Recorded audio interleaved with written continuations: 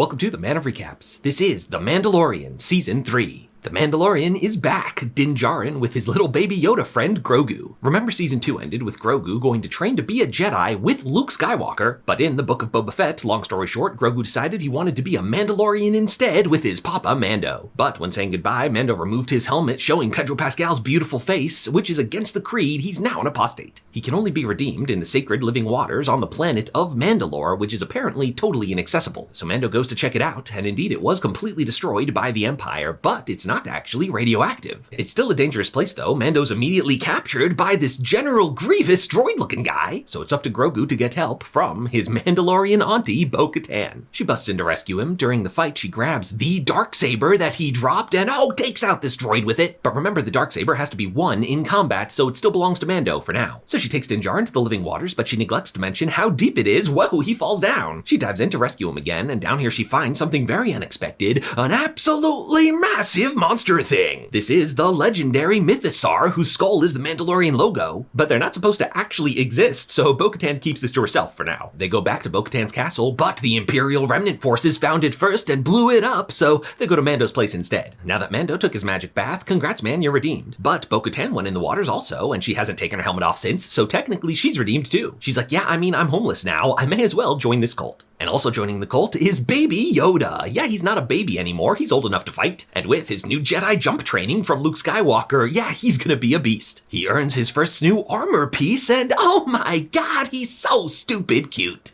Meanwhile, back on Navarro, the planet this show started on, which was a lawless frontier town, but now under the leadership of High Magistrate Greef Karga, it's become a nice happy place. But some of the pirates that used to hang out here didn't get the memo. Mando's got to tell him what's what, and Captain Seaweed Davy Jones doesn't like that. He tries to take over the city. They ask for help from the New Republic, but Navarro didn't join the New Republic, so that's not their problem. So Mando's friend, Captain Carson Teva, lets him know Navarro's in trouble. So Mandalorian reinforcements fly in. Oh, it's an epic action episode. Pew pew pew, flying around, brah! And so the Mandalorians, who once lived in the sewers here, are now heroes of the planet and gifted a bunch of land. But their leader, the Armorer, has bigger plans. Now that she knows Mandalore is not radioactive, and Bo-Katan told her she saw a Mythosaur, which is a sign, she gives Bo-Katan permission to remove her helmet so she can go back to the other Mandalorian clans, unite them all, and retake their homeworld. On the way, per usual, they're roped into a side quest with Jack Black and Lizzo. It's an episode of CSI Star Wars where Christopher Lloyd is the bad guy who's a Count Dooku sympathizer. Then they find the other Mandalorians. Bo-Katan challenges to be their leader again, but it's still that same old problem. They won't follow her without the Darksaber. But now Din Djarin points out that he was disarmed and Bo-Katan picked it up and killed the guy who disarmed him. So if you go by Harry Potter Elder Wand rules, technically Bo-Katan is now the rightful owner of the Darksaber. So all our Mandalorians, united in purpose, fly off to Mandalore to take their planet back. But there's no one to take it back from. The planet's abandoned. Or is it? Because they're ambushed by a bunch of flying jetpack stormtroopers. They lead him into a trap where Din Djarin is captured. And who is this epic black suit Mandalorian flying in? You know it, that's Moff Gideon. Yeah, at the end of Season 2, he was going off to jail in the New Republic, but of course he escaped. Turns out these Imperial remnants are much stronger and more organized than we thought. They call themselves the Shadow Council, and this ties into the Star Wars sequel trilogy, as this will be the beginnings of the First Order. Most of them are awaiting the return of their leader, Grand Admiral Thrawn. Yeah, a big character from Star Wars Rebels. But Moff Gideon's like, yo, he'll show up in the Ahsoka show.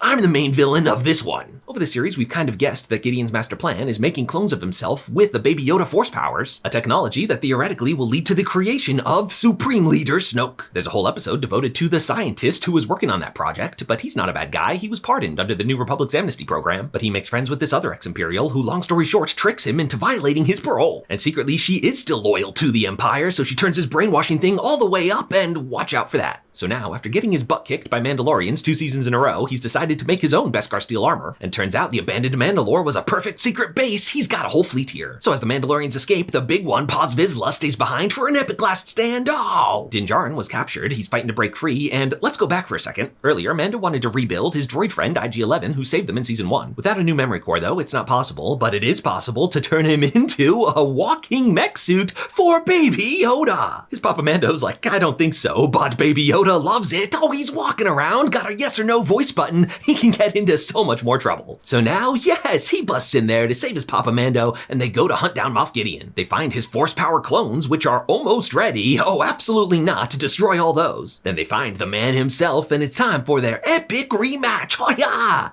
Meanwhile, the other Mandalorians have regrouped, and now they're all flying in. Bo Katan whips out the Darksaber, and it's an epic jetpack flying battle! Oh yeah! Then Bo Katan comes down for her epic rematch with Gideon. Oh yeah, she's got the Darksaber, but his new super suit grabs her hand and breaks it. Oh, Darksaber is destroyed. So as things look bleak, they gotta take this whole base out by crashing their big ship into it. Our main characters keep him down here, so boom! Moff Gideon incinerated. And our crew's okay because Baby Yoda with the force field, he protected him and saves the day. And so we've made it. The Mandalorians have retaken Mandalore. Now it's time for Grogu to level up in this cult from foundling to apprentice, but for that he needs parental permission. And so they make it official. Din Djarin adopts him. He's now Din Grogu. But they're not sticking around here. Part of being an apprentice, you have to go off on a journey. So Mando goes to his New Republic friend, hey, you guys have your hands full out here. We're available as freelance bounty hunters. They make Navarro their home base, where they found a new IG memory unit, so IG-11's back as the Marshal of Navarro. And so, after 3 seasons of being on the run, fighting to survive, Mando and Baby Yoda finally settle down and get to live happily ever after. Except, of course, for a potentially infinite number of awesome new adventures. And that's where The Mandalorian Season 3 comes to an end. If you liked this recap, hit that subscribe button for more of the best recaps of TV and movies.